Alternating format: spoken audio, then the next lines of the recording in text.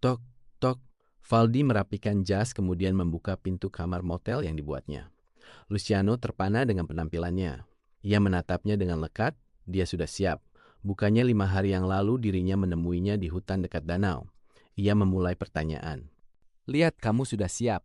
Iya, aku sudah merasakannya 4 jam lalu. Jadi aku bangun dan memesan makan tadi. Kita bisa menghabiskan makanan. Kenapa kamu tidak memintaku untuk berangkat sejak 2 hari? Tidak, aku tidak boleh mengganggu sebuah pergantian. Biar semua berjalan beriringan. Aku sudah menelpon mama dan adikku Selena. Luciano harusnya tahu calon tuannya ini bukan orang yang sembarangan. Kali ini ia sudah menyelesaikan segala syarat yang dibutuhkan. Bahkan ia sudah bisa bersenang-senang dan membiarkan anak buah bekerja. Namun Valdi memiliki satu pekerjaan untuk menjalankan misi di luar nama besar pekerjaannya. Bisnis keluargamu adalah importir. Satu ini di luar pekerjaan itu. Kau harus pergi untuk menyelesaikan ilmu benar. Iya, maka arwah pendahulu mengatakan bahwa kakek akan meninggal. Maka penerus seharusnya tidak boleh melihatnya. Luciano awalnya ingin memakan risotto yang sudah ada menjadi terhenti. Ia mulai berpikir, itu kan alasannya. Valdi yang baru kembali dari Jerman berapa bulan harus ke Italia lebih dari 1 bulan mengarungi tempat yang terpencil atau cukup asri untuk bermeditasi.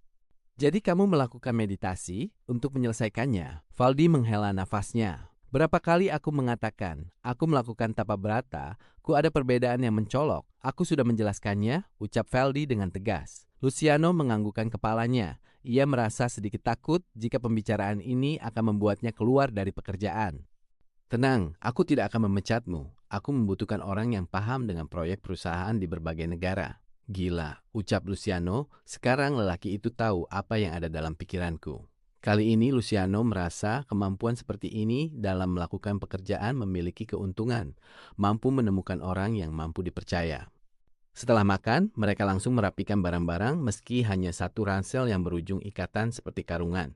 Namun Luciano tidak harus mengatakan itu, hanya cuma. Valdi, Pak Irawan sudah meninggal tadi pagi ini. Kita akan berusaha berangkat dan mengejar ketertinggalan. Dia sebenarnya ridanya udah tiba syata itu dah mengantah. Aku mengerti, jika kamu sedikit capek, aku bisa menggantikan. Ujar Valdi mengulurkan tangan kanan. Ia meminta kunci mobil. Gila, apakah aku akan diungsikan? Katanya dalam hati. Tidak, kamu tidak diungsikan. Aku tahu kamu berusaha menelpon kedutaan besar Indonesia tadi malam. Dan berusaha ke sini sejak habis menelpon. Kamu sudah cukup lelah, kemarikan kamu yang butuh istirahat. Dengan tanpa banyak berdebat, Luciano memberikan kunci mobil dan duduk di sebelah pengemudi. Baru 5 menit mobil berjalan, rasa ngantuk membuat dirinya tidak bisa melakukan apapun dan tertidur. Perjalanan berlanjut dan menuju kota yang terdekat untuk penerbangan khusus. Italia hanya memiliki beberapa bandara yang memiliki penerbangan ke Milan Malpensa International Airport, kemudian melakukan check-in. Lebih mudah memang benar. Luciano memang sudah menghubungi pihak kedutaan untuk mempermudah kemungkinan tuannya bisa kembali lebih cepat. Untunglah semua dapat berjalan dengan baik dan mereka sudah dalam pesawat. Saya turut berduka cita. Saya juga memberikan usaha yang cukup maksimal untuk Anda sebagai warga negara, ucap Indra sebagai perwakilan dari kedutaan. Terima kasih atas bantuan Anda sebagai pejabat negara di sini. Valdi menundukkan kepalanya. Sial, dia tidak terbaca memiliki niat jelek, ucap Daniel. Ia mencoba melakukan itu dari Luciano sampai beberapa orang di sekitarnya.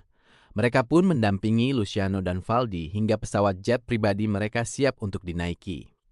1 jam kemudian mereka sudah berada di pesawat. Kesempatan itu digunakan Valdi untuk menelepon Kartika mamanya dan Selena. Valdi akan segera pulang. 10 jam lagi Valdi akan sampai. Baiklah nak, setelah kembali kamu akan diminta menjadi pengganti kakekmu. Meski pamanmu Aldebaran Lembu Soka ingin menjadi penggantinya. Valdi terdiam sejenak. Wajah ibunya muncul di layar laptop. Ma, dia tidak akan mendapatkan posisi almarhum kakek. Bahkan 4 pengawal kakek sudah akan undur diri. Karenanya aku akan menjadi pengganti kakek, ucap Valdi dengan pelan. Kartika memang kurang memahami bahwa keluarga suaminya memang spesial, terlepas dari intrik keluarga di mana posisi teratas adalah yang diutamakan. Pemimpin perusahaan PT Saudagar Kereta Satria adalah nama besar yang sudah malang melintang. Bahkan usaha ini sudah memiliki embrio sejak lama, sejak kakek buyut dahulu memilih menjadi pedagang. Maka dari sanalah semuanya dimulai. Bisnis yang menghidupi keturunannya hingga kini. Valdi Sadewa Kertasatria adalah penerus ke-8 perusahaan.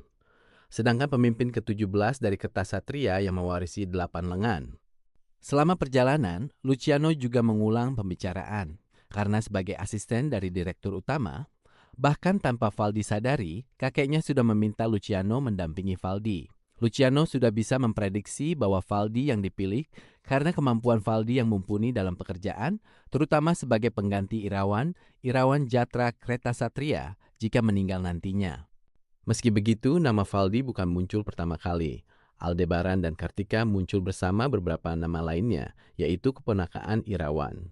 Terutama saat ayahnya Valdi yang bernama Lionel Rakrian Kertasatria dipilih karena dianggap memumpuni dalam memimpin nama besar. Namun Irawan melakukan sebuah kesalahan dalam melakukan perhitungan. Dia tewas dalam sebuah kejadian. Irawan menyimpan masalah itu dalam hati dan pikiran. Ia tidak mengangkat lembu atau yang lain, namun mengambil jabatan itu kembali. Maka dengan kesehatan kakek Irawan, belakangan ini semakin buruk dalam 2 tahun terakhir. Aldebaran mulai membangun kekuatannya, mulai dari menunjukkan citra baik dalam sisi pekerjaan, termasuk memberikan kecurigaan bahwa pengangkatan Valdi akan memberikan citra kurang baik. Untuk yang Valdi, Lembu memang melakukannya secara terang-terangan, bahkan ia sudah melihatnya. Anda bisa mendapatkan legitimasi perwakilan di Eropa. Prestasi Anda tidak ada tandingannya. Namun jangan lupa, jumlah pasar di Asia dan Oseania itu perwakilan di bawah nama Aldebaran. Meski masih ada kemungkinannya, ucap Luciano sambil memberikan kertas. Berat, tapi semua itu belum selesai. Aku masih bisa meraih dukungan yang lain, ucap Valdi sambil membaca dokumen itu lebih lanjut. Jika itu menyangkut ayah Anda, akan sulit. Namun Ibu Kartika adalah tokoh besar dalam perusahaan, ucap Luciano. Alasan Luciano cukup bisa dibenarkan. Mungkin para bawahan kakeknya akan lebih menerima ibunya ketimbang dirinya. Karena ibunya sudah lama bekerja, dengan dukungan ibunya akan memperkuat namanya. Namun Valdi masih terkejut dengan itu. Apa? Jika Tuan Valdi, atau saya katakan Bos Valdi, Anda harus hati-hati dengan aturan ini.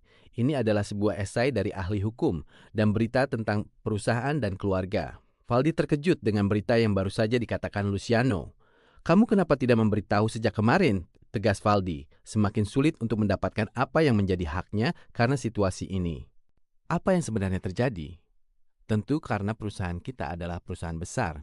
Namun nama Aldebaran bukan nama besar kan? Ucap Luciano. Valdi masih dalam banyak kemungkinan yang ada. Sepupu-sepupunya adalah orang yang bisa berbahaya atau tidak. Namun semua kemungkinan masih ada karena 3 September punya hal-hal yang berbeda. Pemilihan akan dijalankan 1 bulan setelah pemakaman Tuan Irawan. Untuk sementara Anda akan dipindahkan di perwakilan di kantor pusat, ucap Luciano kembali. Pusat ya? Iya.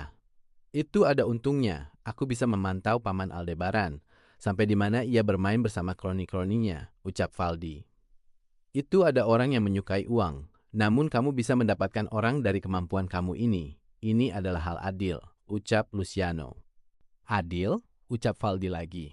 Valdi memikirkan strategi yang cocok. Jika dia bisa bertahan, ia akan memilih bertahan lebih lama di Eropa dan melakukan lobby di sana. Valdi mencermati, dia kembali membaca dokumen. Dia terdiam, ia mencoba memahami pamannya, di mana dia memiliki akses yang kuat, terlebih Aldebaran berada di Indonesia. Kita belum tahu apa yang terjadi. Mungkin Mama tahu sesuatu, ucap Valdi.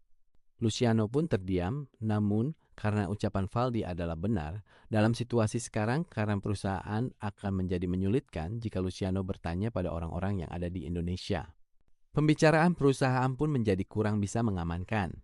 Pihak perusahaan akan bersikap sulit ditanya, mungkin juga siapa yang akan ditanyai.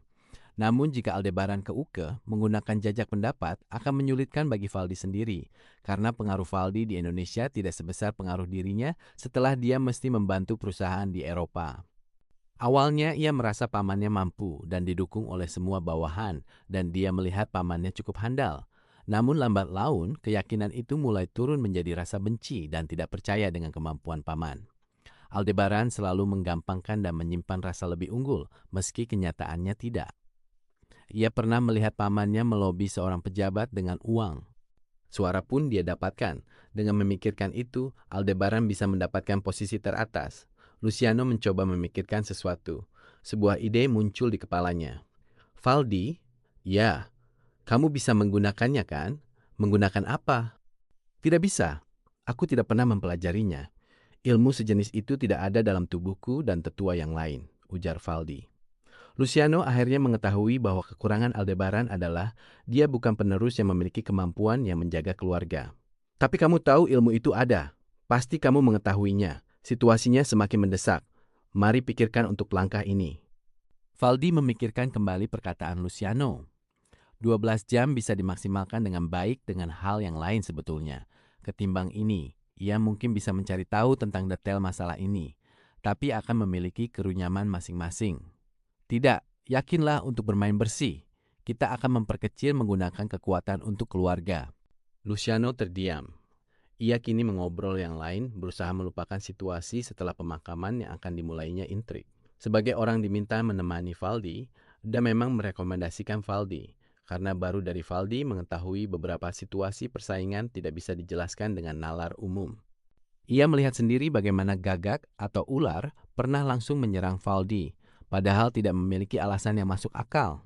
Dengan sigap, Valdi mampu melawannya. Sejak itu, dia mempercayai bahwa kejadian dibilang metafisika mungkin saja benar. Waktu pun berjalan dengan teratur. 12 jam berakhir. Kini Valdi dan Luciano sudah sampai di Indonesia. Mereka dengan sigap berpindah ke tempat transit, kemudian merapikan diri untuk pergi ke rumah duka. Bersambung